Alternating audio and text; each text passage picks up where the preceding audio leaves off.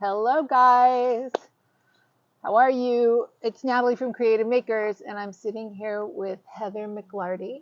We don't have anybody on yet, but they'll come. Okay. And she is a blacksmith, and we're going to talk to her about what she does. And we're sitting in her beautiful garden right now, and I wish I could take you around here and show you all the cool stuff, but I can't. It's just too hard. In any case, all right. Hello, Heather. Hi. How you doing? I'm good. Good. I'm going to start with a question that I ask everybody, Okay. and it'll veer off from there. No telling where this is going to go. All right. You should have seen the one with Margaret last week. Anyway, I can imagine. Yeah. by the way, Heather did collaborate with Margaret on some things, so this is a very interesting. The circle here. We were just talking about our circle of artist friends and how big it is, and you don't even realize. So Heather, when you were a kid, did you know you were creative? Were you a creative kid? I was a creative kid, but I never thought about that. No, you were just doing your thing. Yeah, and I thought I was shy, but my mother said, no, you were bossy. I think my mom would have said that's a familiar description in my world. So yeah, I mean, I made a lot of stuff, and I can remember like rainy days, my mom would get the fun stuff out, finger paints or Play-Doh or what. I actually never like bought Play-Doh. Like she would make the like flour. salt dough? Yeah. And whenever there was like a parade or something cool like that on TV, then I would that's how I know, yes, she was right. I was really bossy. I would make all the neighborhood kids like help make like floats on our wagons and that kind of shit, That's fun. Yeah. That's fun, but you made them because they didn't know that they wanted to be in a parade until you told them that they wanted to be in a parade. Right. Well, made might be a strong word, but strongly suggested. Yeah. I get generated enthusiasm. Yeah. Hold on a second. Let me just make sure. I need to know, can you guys hear? I know that I've had problems with the mics in the past, and I want to just make sure. Just type a Y or something so I know. Let's see. I can't see anything. I'm just going to assume that you can hear me. All right, fine. Fine. All right. So you were a creative kid. Were you active in, I don't know. I mean, you were bossy, but were you like actively a drawer, actively a painter, actively a sculptor? Like no, dancer. A dancer. I didn't know that stuff about you. Yeah, I took dance when I was a kid. Like what kind of dance? Tap and jazz and a little like fakey ballet.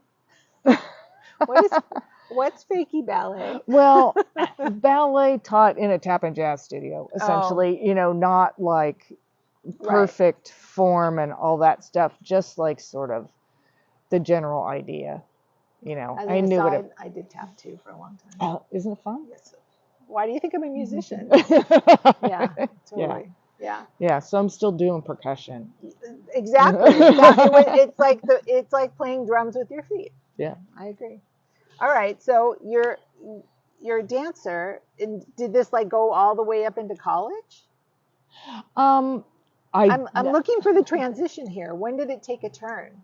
Oh, so halfway through college. So when I went into college, I went in thinking I would be a math major. Really? Yeah. Interesting. And then I took a calculus class with the most horrible calculus book ever written, possibly.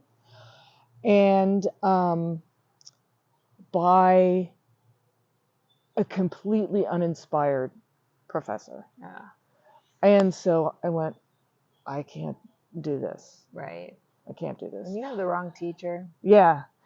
So probably it's all for the good, right? So then I thought, well, now what do I do? And I've always been sort of a freak, so I did take Latin in high school. And there were Latin classes in college, so I thought, okay, well, I had fun in Latin, I'll take a Latin class. And so I thought I might be a classical studies major. But, I thought, ivory towers the rest of my life. I'm not sure that's looking like the thing to do. So a friend talked me into taking a drama class with him, and then that was the real hook. So I became a theater major.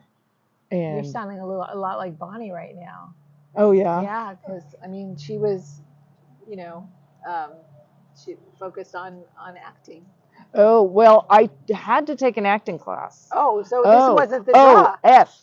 F Oh no. no. Oh, No okay. I'm acting sorry. for me. Oh, okay. So what part of theater? Making shit. Oh, cool. Yeah. So I took a scenery class, making the sets, and that was fun. And so I applied for a summer theater where I met Troy, and Troy is her husband. my husband, who's an actor, and I was hoping to get on the light crew, but instead I was put in the prop shop, and that was so much fun. I had a fantastic time. And so that's where you learned how to construct. Yeah. And I mean, so I assume you worked with wood a lot because it has to be easy and we fast, worked right? with everything you can imagine, except for breakable things, like no glass, no ceramics, right? But styrofoam, carving big styrofoam shit, and wood. I learned wood turning and carving and that kind of stuff. And that particular theater did a ton of steel work. So all of the scenery, instead of being wood framed with muslin, was thin wall steel tubing framed and hardcover. So Luan or Luan usually. What is Luan? Luan is sometimes called door skin. It's like 3/16 of an inch, maybe eighth to quarter inch, sort of light grade plywood. Okay, so it's made out of wood? Yeah. Okay. It's a wood product. It's what a hollow core door is often covered with. Because we did rotating rep, which means you're gonna have to decipher. Once everything, we did 8 plays my first summer. Okay. So 3 months we did 8 plays, but they didn't open like open this, work on this play, open that, do the run, work on the next play, open that. They were all simultaneous? They were essentially. So they would open like one at a time, but like week on week. So, and then they would rotate between them. So the same show never played in the same theater 2 nights in a row. Crazy. So it was Santa Maria and Solvang. And so the shows would load on a truck. The show would load on a truck and move from Santa Maria to Solvang. And then we would put the set up. They would do the show that night. The crew would stay there, take the show down, reload the truck. It would go back to Santa Maria. And every night it would change where they were. And twice on Saturdays and Sundays for the matinees. Oh my God. Let me decipher. So we're talking about a part of California. And Solvang and Santa Maria are what, like an hour away from each other? 35, 40 minminutes, yeah. Okay. Or in those days. Okay, so just so you have some sort of semblance of, oh, there you go. Okay. Somebody's just commenting a little bit. Okay, so anyway, I just wanted to share with you how far away those things were and where they were so that you didn't think we were speaking some sort of foreign language talking about Solvang. Danish capital. Danish city in California. Anyway, there we go. Okay, sorry. So central coast of California. Right. Yeah, so everything. So if you were a technician there, so a set person or a prop person or a lighting person less, but if you were a set or a prop person, you pretty much had to learn how to weld. So that's where I learned how to weld, and it was like maybe a 5-minute lesson. It was. Was it arc welding? Yeah, and it was old school. stick welding, not MIG, TIG. not hot Yeah. glue. Yeah. Hot glue. We did a lot of hot glue, but not with the steel. Yeah, so stick welding, I learned stick welding on thin wall stuff, working outside, and just totally primitive, but it was super fun. So the second thing I learned was how to fill in holes, because you always burn through thin wall. So I love the fabrication, the steel fabrication. It was fun. And that's, yeah, so I worked in theater doing props in theater about 18 years. Wow. Professionally, all over the West Coast in large regional theaters. So the Old Globe, La Jolla Playhouse, ACT in San Francisco, Oregon Shakespeare, Denver Center. Wow, you were up and down everywhere. Everywhere, yeah. Alaska Rep, Wow. first season. And South Coast Rep is where I ended up, and I was there for about 7 or 8 seasons. Wow. So, so from welding, then did it turn into forging or blacksmithing? Yeah. So, in Santa Maria, I never did any real forging, but I did like sort of reshape the steel by like bending it between 2 tree branches or whatever. Right. You do whatever you could. But when I was at South Coast Rep, Troy was doing well enough in his work that, and we were living in North Long Beach. I was working in Costa Mesa, which was at that time like an hour-ish commute. And Much Troy longer was now. much longer now. Yeah. Traffic. Yeah. And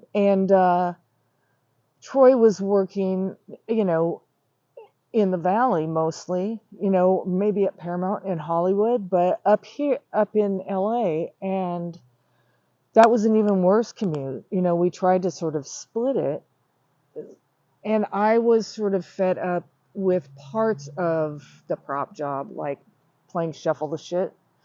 Move these props over here, put them in storage, Right. The actual physicality of it. Yeah, that's like not the fun part. So we decided that we would throw caution to the winds. I would quit my theater job. We would look for a place closer to his work, and the original plan was that I was going to make fabricated steel furniture. Now, all this time that I've been doing theater, I am not the one designing, right? Right. I'm working, somebody else is. Yeah, I'm working You're just with following the plan. Mm-hmm. And it varied a lot how much leeway you got, to as far as the visual input, what the piece is going to look like. But I wasn't the initial designer. There was always a set designer who designed the props also. So once I was starting to think about just making like real furniture for real people that doesn't get thrown away in 6 weeks, that was really exciting. But I was like, I have no idea what I'm going to design and make. I don't know what's going to sell, and I was just sort of stymied.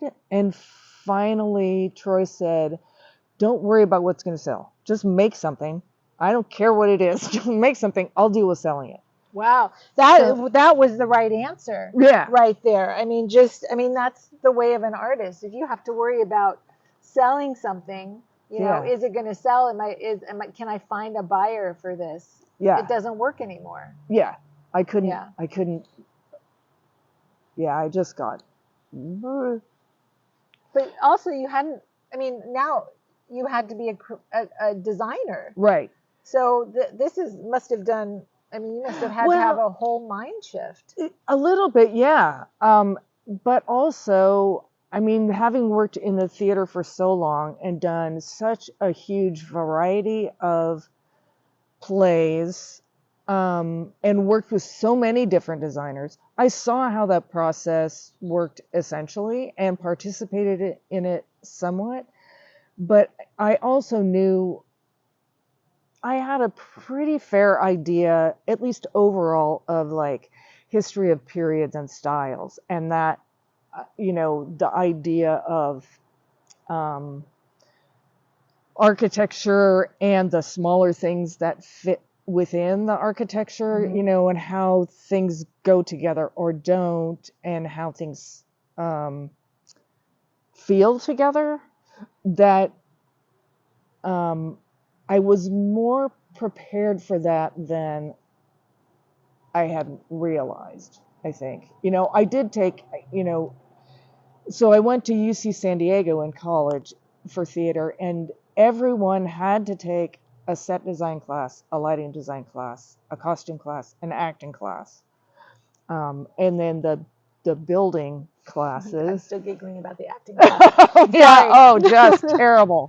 Terrible. If I'd ever had an idea that I might do that, taking the acting class, that was the end of that. The end of that.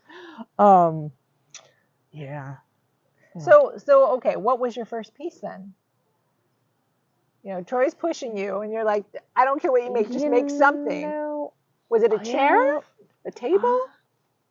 I don't, it might have, I don't remember. It was, yeah, it was 1992, so it was 30 years ago.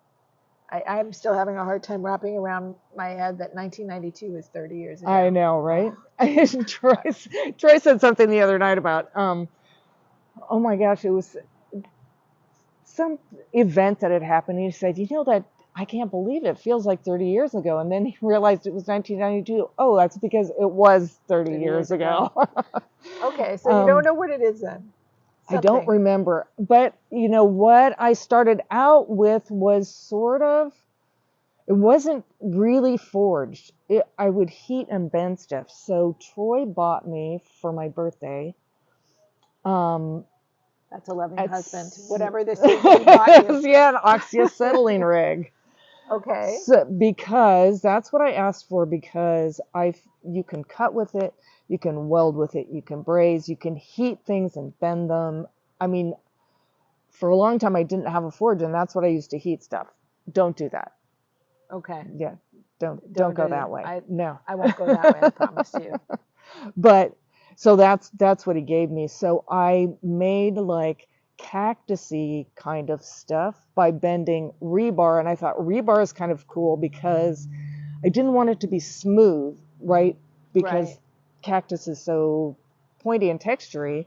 But I thought, rebar, that gives it a little texture, and then filled in with different sizes of expanded steel mesh. So that's sort of what I started with. So I made our gate for our house, which was a little Spanish style house in North Long Beach. And, sort of a puncha kind of cactus with some loopy flower things. And I made some like side tables that were like a puncha-like, and then like one paddle would be the table part. So was this the beginning of people seeing your stuff and then starting to call you? A friend that I'd worked with in the theater called me up and said, I don't know how she saw, I don't know how I got word out, because it was pre-internet, really. Yeah. But Troy was great because he would like take pictures of stuff and then go to a set and leave like the pictures in the makeup trailer, right? Because all the actors everybody goes through the makeup trailer. So, yeah, that's sort of. That's genius. That was genius. No, he's really good. Yeah. Oh my God, that was genius. A friend hired me to do some sculptures in her garden that were sort of the cactus things that just went in the ground. I have to have some water. I'm sorry. Yeah, because I don't know. Trees? I don't know. It's spring. First day of spring. Happy spring, everybody. God. Yum. I don't even know what that is. So, yeah, everything has really always been word of mouth. Old friends from the theater hiring me for unknown reasons. Well, it's And sort of like it became organic. It yeah, sounds like. I totally. mean, people knew that you know how to do stuff. Right. You know, or they saw you doing things and just sort of extrapolated from there. Well, if she can do that, then she can do this and she can do that. Mm-hmm. And I know in this area of town that we're in right now, I mean, your work is everywhere. Yeah, there's a fair amount if you walk around. Yeah. Gates, fences, cages for animals. Oh, right. Right? I mean, what else? I mean, just even just little bits and stuff, sculptural things. Yeah, there is some just sculpture, sure. Yeah, I did a big fountain for friends up in Eagle Rock, and yeah.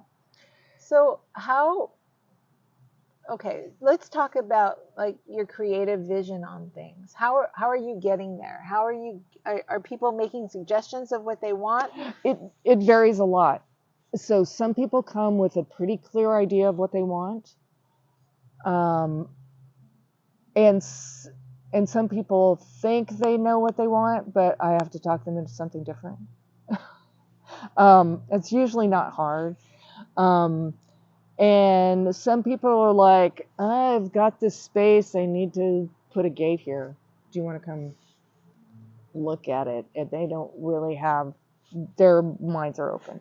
I had one client that was in Seal Beach that contacted me. I can't remember how maybe she actually found me somehow on the internet. I mean, it was a long time ago, but this couple found me, and I went down to Seal Beach and saw their house, which was lovely, and they were super nice people. And they had pictures of, first they told me what they didn't want, which was they didn't want a gate that was just geometric and utilitarian. Yeah, they didn't want a fabricated looking gate. And they had a couple pictures of a couple different things that were completely different from each other. So for me, that's a good sign. But it was really organic. And as we're talking and walking around and looking at stuff, the husband was like, you should tell her. You should tell her. And I was, is there something you want to say? Tell me what? Yeah. She said, well, I was wondering if you could do a gate that was like wind. Oh, this is interesting. Right? Yeah. This is like, ooh. Yeah. So I was, I said, well, I don't know. Let me think about that. And so I did. So that's super cool, right? She didn't have a preconceived idea of visually what it was going to look like, but she knew that's a great idea to jump off with, right? Yeah. And I ended up doing sort of grass-like things that were obviously being blown. Oh my gosh. Sorry, you guys. Thank you. So that was super fun. One thing that I've had to learn more than once, which is really embarrassing, is if it's a couple that you're dealing with, do not talk to one at a time. Do not do it. No. Both people need to be in the room. Oh my God. Okay, so let's talk about the wind some more. Okay. So how did you determine, what kind of ideas did you use? How did you get there? So let's talk about this creative process. A lot of times if I really don't know, I like to bombard myself with images. So I've got tons of books. It doesn't at all need to be steel work that I start with, right? Anything that inspires you? Yeah, just images is what I want. Tons of images. And I started looking through a bunch of books, and I had, one of those Dover books on Japanese graphic images. Mm-hmm. And, I love that aesthetic already anyway. And it sort of, in retrospect, it actually sort of went with the house nicely. But there were images of, weeds blowing in the wind in these little banners, and I was like, oh, that's a cool idea. So then I just started sketching from there. So to me, a gate is, I have a really hard time with 2 dimensions, right? You can do a drawing or a painting and give it to me, and I can make a 3-dimensional object. But if there's a 3-dimensional object, it's really hard for me to go to 2 dimensions Reverse. from there. So you're talking about your sketching prowess? Yeah. And lack thereof. Yeah. So, in some cases, I have to actually make the 3-dimensional object and draw it from there. I can't draw something out of my head. So are you making like a small prototype then? Yeah, sometimes. At that point? Sometimes, yeah. So, but a lot of times a gate is more like a graphic, right? And I don't exactly know the difference, but I guess it's more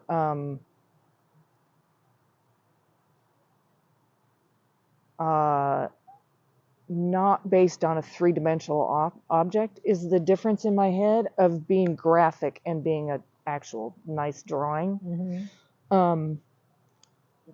So I love fonts and that kind of thing, even though they're flat generally. Yeah. But drawing a chair or something, that's like, ooh. But a gate is more like a graphic to me. I can do that in 2 dimensions better. Maybe because it's essentially flat. Flat, right. Yeah. And so it's sort of a graphic black and white. You know, there's not shades of gray and shit. Right. There's either something there, there's not something there. So if I have dimensions, so I go to the site, I take the dimensions, I come back and I draw that to scale, then I can fill that in however I want. I can do tons of sketches or not, or, you know, so that's, and then I figure out, you know, what do those lines actually represent and how do they actually, you know, you can make lines cross each other. How do those pieces of steel actually connect? Right, so now we're talking about the physicalness of actually making the object. Right.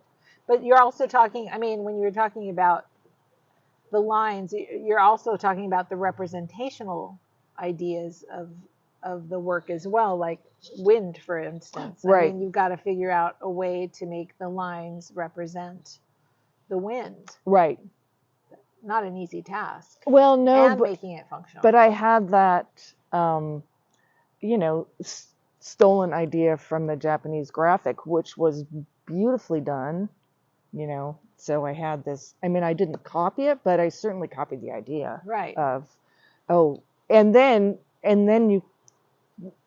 your memory kicks in of seeing how things move in the wind, right? And how they flip over sometimes, or, you know, that can make it more interesting in 3 dimensions. Right. It spawns ideas. Yeah. But to be an artist is to steal. I mean. Oh, yeah. You know? None of us is starting from a blank slate. I mean. Right. Creation. Everything around us. We steal from. Yeah. So let's talk about being a blacksmith. I mean, were there classes? Was it trial and error? I don't know how this happened. Well, so when I decided to do the fabricated steelwork, to quit my job and do the fabricated steelwork, I was like, I don't know what to do. And I was talking to a friend who's one of the theater designers that I worked with a lot. And he said, well, come over to my house. He lived in Long Beach. Come to my house. I've got tons of books on all kinds of things, and especially stuff on design or design related, you know, images and all that kind of stuff. So I went, and he said, you can look through my books and maybe, you know, you'll get some ideas. So I went to his house and looked through his book, and I chose 3 different books that all had steel work in them. And I realized after looking through these books, without an exception, every image that I loved the most was forged. And I didn't even know what that was. But from borrowing these books, it was like, okay, I have to learn how to do this. Wow. And what a call. yeah, It was just like, hi, universe. Universe says this is what you need do to this do. now. Yeah. Do this now. And then, so I started by trying to teach myself out of books. And at that time, there weren't very many blacksmithing books. And they certainly weren't widely available. You couldn't go to whatever the bookstore was and find them, or the library. I was gonna say, or the library. Yeah, and even there, there just wasn't much published at that time. There were some, but not much. And so I started trying to teach myself out of books, which is a really hard way to go for that kind of thing. For me, anyway, there was no YouTube. Right. Now young people coming up, they can just go on YouTube and there's tons. I mean, they're not all good. Some of them shouldn't be on there at all. Because they're dangerous? Yeah. But, some are incredible, but I went with a friend. So I started I didn't have a forge. I didn't have an anvil. My heat source was the oxyacetylene rig. And I had the back end of a little 4-inch machinist vise. So it was nothing, but very small potatoes. Very small potatoes. But I didn't know what I was doing anyway, so didn't matter. But I went with a friend during this time to some craft show in Santa Monica, and there was a blacksmith there selling his stuff, and it was like, steer head hooks. It was sort of cowboy-ish stuff, but he was really forging. And so I talked to him and I said, how do I learn to do this? And he was from Arizona, so he wasn't local. And he said, well, there's a thing coming up. The national organization is ABANA, Artist Blacksmith Association of North America. And they were formed in the 70s because the craft was dying out. Mm-hmm. Yeah, you don't hear about blacksmiths every day. No, I mean, I do, but right, most people. But I'm in a circle of artists, and you're the only one I know. Right. Yeah. It's still outsider. But he said there's this, they're having their conference in San Luis Obispo in the spring, and this was in the wintertime. So I knew he didn't have any other information, but it was going to be in San Luis Obispo. So I called the San Luis Obispo Chamber of Commerce and talked to the woman on the phone and said, I heard. How old school. So old school. I heard there's going to be this conference coming in. And she's like, oh, yeah. And so she gave me the number of the office for ABANA, which was, by the way, somebody's house. Of course, their home phone, I'm pretty sure. And I called up and she's like, oh, yeah, I'll send you the information. So it was like, I think, a 3-day conference in San Luis Obispo. And I just signed up for it. And it was at Cal Poly. And you could sign up for housing and food also. Oh, wow. Which was cool because they just, it was it was summertime. So if it was on campus. It was on campus, and the dorms were closed for the summer. So they rented the dorms for us and did the food service for us. And I just went not knowing nothing else. And I think I spent 3 days with my mouth open. Were you just a sponge in that moment? You were just like, gimme. And it was, some of the stuff, it's like when you watch somebody who's really good at what they do, it just seems seamless and it's all together. It seems illogical. And then you go, how the fuck did they do that? And if you try it, you go, Right. oh my God, I have no idea what I just saw. So I would be watching stuff and I had no idea what they were actually doing, but I knew I had to learn how to do it. But they also had a beginner's station, and they had, so you could sign up. There was a draw that there were like 16 places. This was, by the way, like hundreds of blacksmiths, like 300 or 400 blacksmiths in one place. I was mind-boggling, right? So I thought, oh my God, how am I gonna ever get in these? There's only 16 places. Well, I didn't realize that for anybody who'd been blacksmithing, they weren't gonna go to the little beginners thing. Right, They're of gonna course watch not. the guy from France do the green man out of copper, or something.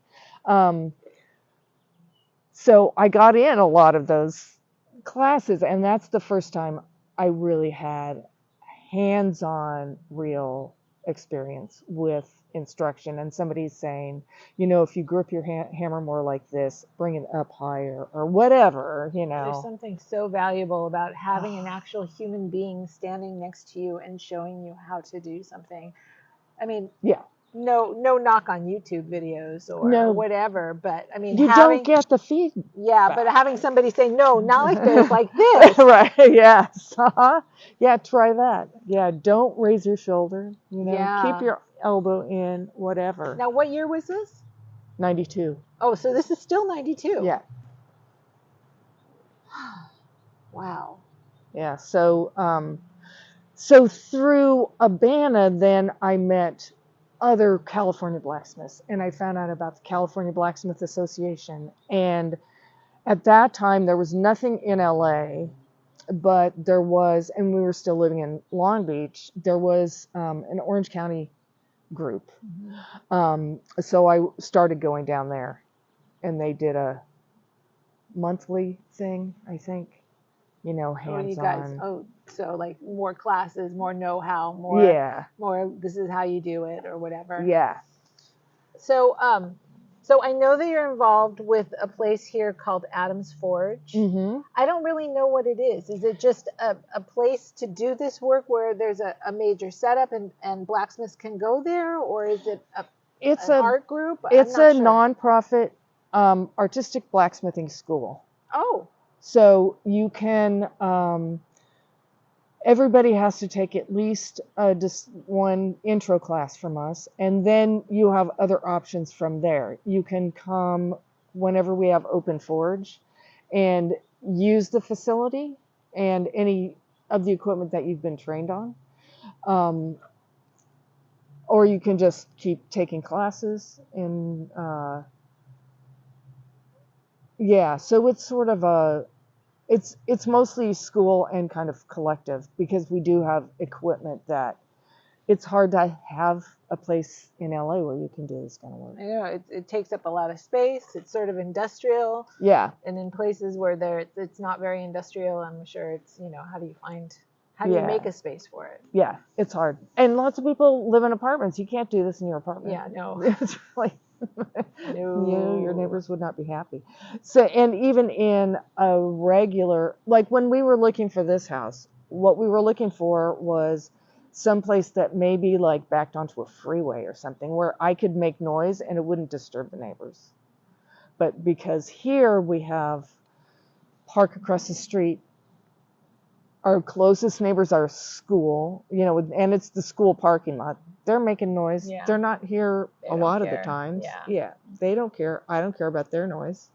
And then you have like this hill right here where there's no houses like directly next to you. They're like up. Right. Yeah. There's a little apartment building, like 6 apartments. That's up and back. So and our closest neighbors, Connie and Adrian, are both artists. So they're like over there putting weird things in kills and painting, and they're like happy to have it. This is completely an artist area around here. Yeah. So yeah, I hear you about finding the perfect place where you can make as much noise as you need to whenever you need to. Right. But yet, service all your needs for shelter and beauty and whatever else. Yeah. So let's talk about entrepreneurially. Oh, I'll tell you my business plan. Yeah. I'll share. Happy to share with everyone. I know. I don't know why. I don't know what. Okay, go. I like to make shit Yes. and have it go away, Yes. and maybe the fairies will feed me. That is a really interesting business plan. So far, so good. I'm 64. You know, I'm not going to change it now. No, it's fine. been I mean, working. it's fine. Yeah. It's fine. Okay, I'm going to go into the fairy part really quick here because I want to know. I mean, there's a lot of connection, I think, with artists and spirituality and just knowing that this is what you want to do and just asking the universe to basically take care of you. Yeah. You know, you're doing your part by being authentically who you are and walking forward. And the deal. Or sometimes around in circles. Yeah. We're not sure. But the deal is, I'm going to be authentically me and produce, and you guys are going to have to find a way to support me, you know, so that I have everything I need. Mhm. Do you prescribe to that idea? Is it that Formalized? Yeah, formalized? You know, it's just fairies. Yeah.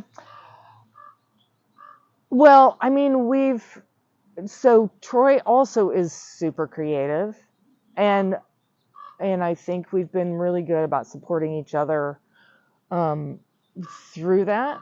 And you know, we sort of lucked out that he's been able to make an actual living being an actor, which is not the way to bet, you know. It's really not. So, you know, why did that happen? I mean, fairies is as good an explanation as I can come up with. Yeah, the universe, I don't know, but why me and not somebody who was born in Somalia? You know, I mean, you know, so there's not a lot. I can't even begin to go there. There's, you know, so it's not that I feel like so deserving. It's just I am more stubborn than I like to think. It goes along with bossy. I think so. Yeah. Yeah. Yeah. No, but I mean, I think being successful at your craft, no matter what it is, and having even an unknowing game plan, you know, Right. it has nothing to do with taking away from anybody else, Right. you know, or being deserving. Right. It's just being lined up, I think. Right. Yeah. And you know, we made some decisions that were very deliberate as far as sort of life/business decisions. Never carry any debt.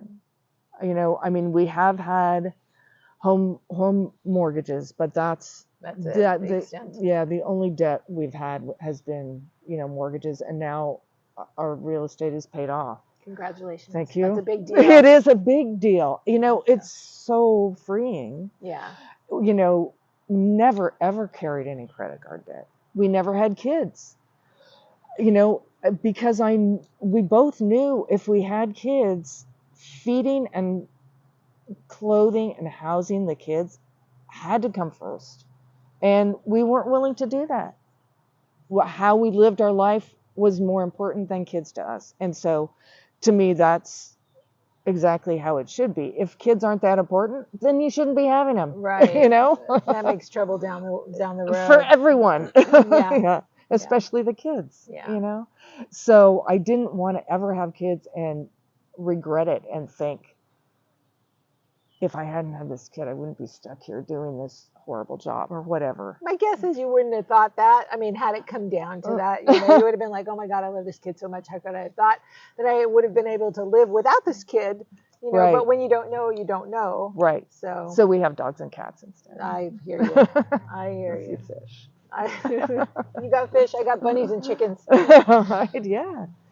So yeah, those decisions have been deliberate on our part that contributed to us having more freedom the longer we went, you know.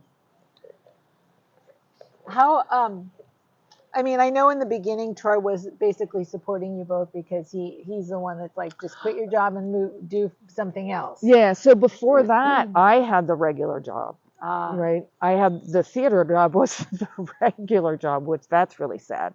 Um, but yeah, that's sort of how that went. And then once he started working more, then we could flip that, mhm. you know, and that was a deliberate decision too, you know, to go, okay, we're gonna, So at this point, or maybe not this point, because you and I've already talked about the fact that you're trying to like basically come out a little bit and not accept commissions yeah, best you can. It's yeah. hard.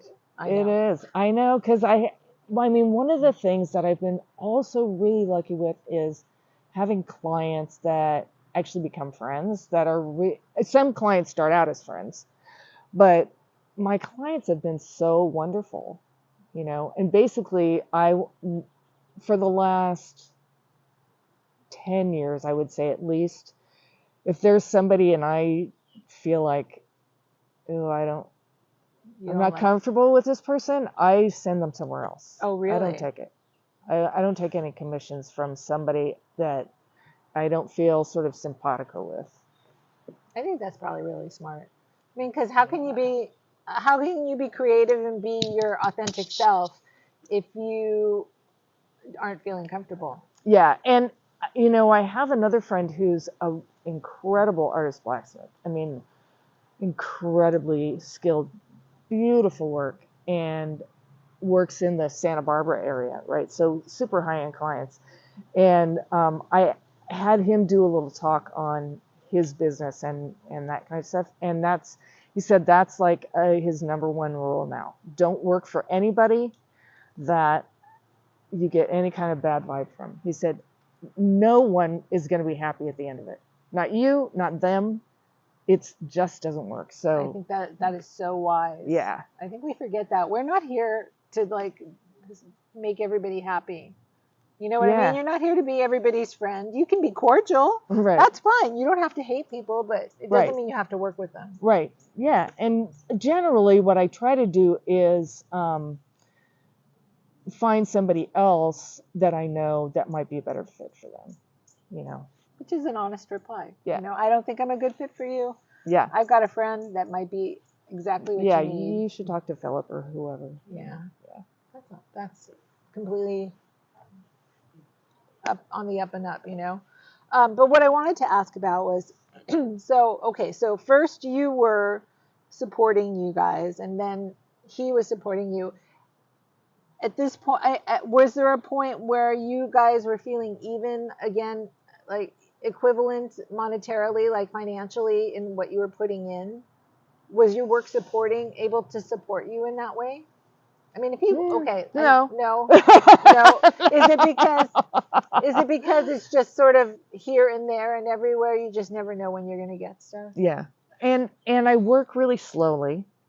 And I spend quite a lot of time doing the Adams Forge stuff now, and that you know, that was driving Troy insane for a while. And then we had a talk, and you know, he just asked me, well, is that more important? I said, yeah, right now it is. Why was it driving him insane?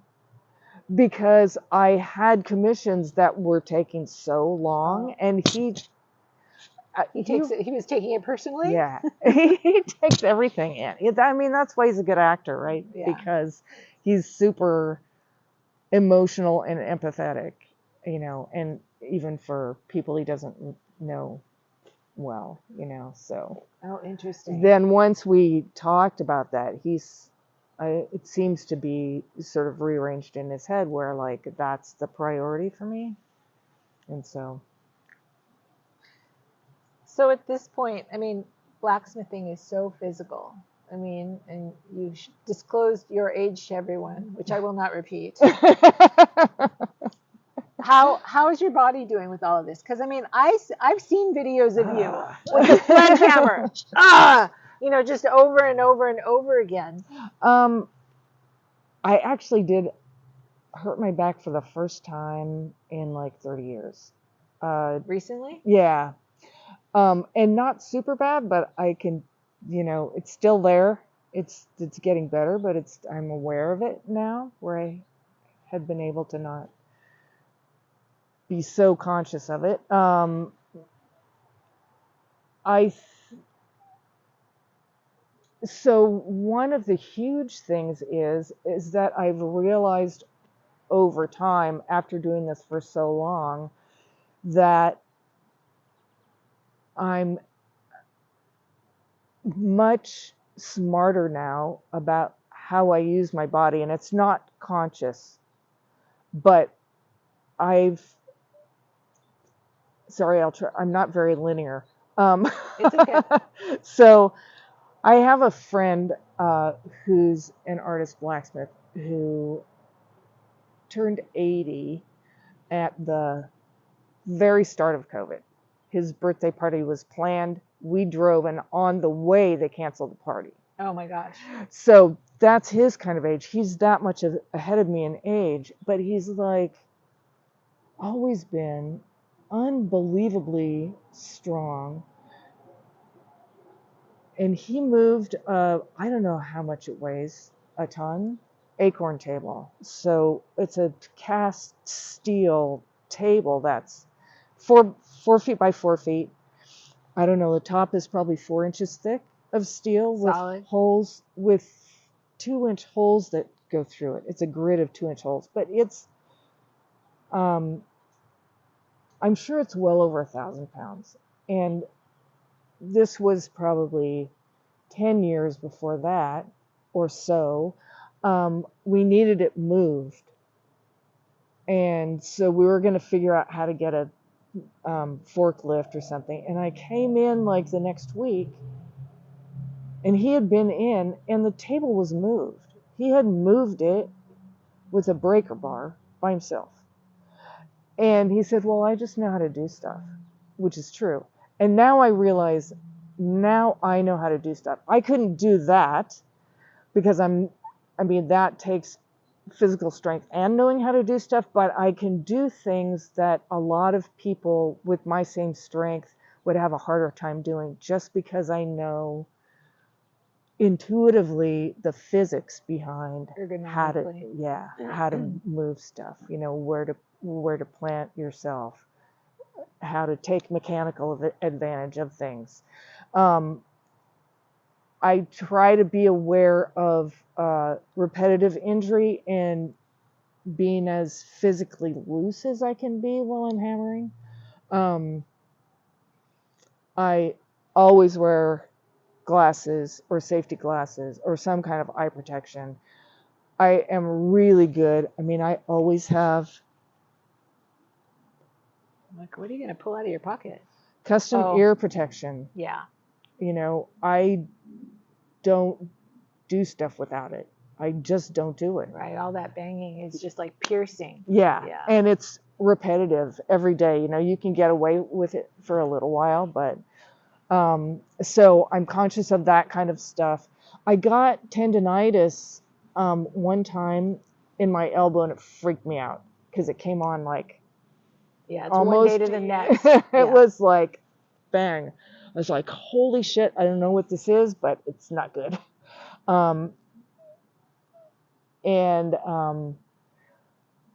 When I saw actually a good doctor, when I first went in, my good doctor wasn't in, and I saw a different quack. I love the way you label them, the quack and the good doctor. So when I saw the good doctor, he said, by working,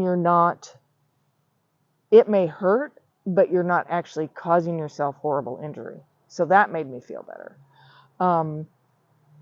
But he said, basically, you're doing something you're doing is causing this. You have to find out what the bad thing is and change that. And he gave me the example of, it's called tennis elbow for a reason, because tennis players tend to get it, and it's a repetitive thing. And he said a lot of tennis players will change the handle of their racket. They'll make it fatter or cushion it, so pay attention to what you're doing, what hurts, what doesn't, and fix whatever's wrong. And so I became more aware of how I grip the hammer and what my hammer handles are like. And so now I'm really particular about, especially a hammer that I use a lot, about what the handle is like. That's really good advice, though, because that's not just treating, here, we're going to give you some pills for your elbow or some cream or something. I mean, which is fine. But he also mentioned, solve the problem. Find the source. Yeah. That's Yeah. exactly the way it should be. Yeah. He was fantastic. So right now, how many commissions do you have on your plate? Oh, I have a list in the... Really? Yeah. Oh, and there's a couple I forgot to put on there. Oh my gosh. So yeah, I don't know, but I probably have like, well, I have two projects for one repeat client who are lovely people. That's the most real commission. And then, yeah, I just got another one the other day. I just couldn't turn it down. I should not talk to you about things I've been dreaming of. Should I? I can teach you how to do it. Oh, God. Because I know you need another. I need another. This is a creative makers group, but really, there's some things I'm okay with letting other people do. We can talk about it. It'll be a long-term thing. So you can help design it, though, actually, right? So that's part. We'll get to that. Okay. We'll get there. All right. So, yeah. No, go ahead. So I have those two things. There's probably something on my, oh yeah. I have another client who's a repeat client who's unbelievable. He might be the most creative person I know. And I know a lot of really creative people. Unbelievable. So just as an example, he has like a quarter mile of driveway that goes up a hill to his house or to the compound through an unbelievably beautiful garden. But the entire driveway is mosaicked. Did he do it? Yes. Oh my gosh. Yes. So it's paving, there's not a lot of tile. There is some tile and tesserae, but it's paving bricks set in patterns with also manhole covers, and I mean hundreds of manhole covers. And I wonder where he got them. So he is friendly with a lot of the guys on the LA street crews. Mm-hmm. And when they're taking stuff out or working, let's say, downtown somewhere where there's paving bricks under the pavement, which there are a lot of places in LA, they'll call him up and say, hey, we're doing this. If you want any of this stuff, come get it. Because otherwise it just goes to the dump. To the landfill. So he'll go down with a big truck and handpick. That's incredible. What an incredible idea to have a hand mosaic driveway with manhole covers and paving bricks, 200-year-old bricks from the city of Los Angeles. Yeah. That's really my percolation. and there's retaining walls in some parts that are also brick and hundreds of insulators. Yeah. And clinker brick and stone and hand cast glass, irid glass that are like big scarabs, and blow your mind. Will you take a picture and send it to me? I just want to see just a little piece of it. That would be really nice. I can show you a book. Book we have. So what, like 10? Do you have like 10 people on your list? I'm just looking for a number. Yeah, well, maybe 15? 5 or 6. 5 or 6? Yeah, besides us. I mean, there's tons of work I need to do on the house. We have places we need railing. There's just like an upright and nothing. Yeah. Well, it's coming. Hopefully before I die. Every time Trey has a knee surgery, he's had 3 knee replacements. I put more railing in, so we can get around. We'll talk about that in a minute. Okay, well, I think we covered a lot of ground here. I wish I could I mean, I really wish I could take you around here and show you her set. Maybe I can just like turn this just slightly so that you can see. She's got a teepee over here. There's the teepee. And this is her working teepee. I wonder if I can walk this over. Are you okay with that? Oh, absolutely. I'm gonna walk you over to the studio. We're gonna follow you, Heather. Okay. So I hope I'm not gonna make any of you guys throw up or anything by walking you over here. But So, here's yeah. her teepee, and I'm not sure what the light looks like if I go in here. We can turn lights on. But here's the teepee. Here's her. Can you see my hand? No, you can't. Here's my hand. Here's her anvil. I mean, look at all of this. This is where she works. I mean, she's got an incredible display of our supplies. It's just incredible. Yeah, so that's all tooling. It's mostly tools in here. Yeah, it's crazy. Wow. Here, I'm going to take you. Oops. I'm going to take you up. I just want you to see the up. That's the top of the teepee, right there. Oh, just incredible. All right, I think we're gonna call it here. Okay. Okay. Anything you want to say? Last thing you want to say or share? Do what you love. I think that's perfect. If you love it, do it. Somebody else will love it too. Yeah, I agree. All right, you guys. Here I am again. Have a beautiful day. Thank you for joining us, and we'll talk again soon. Bye. Happy spring. Happy spring.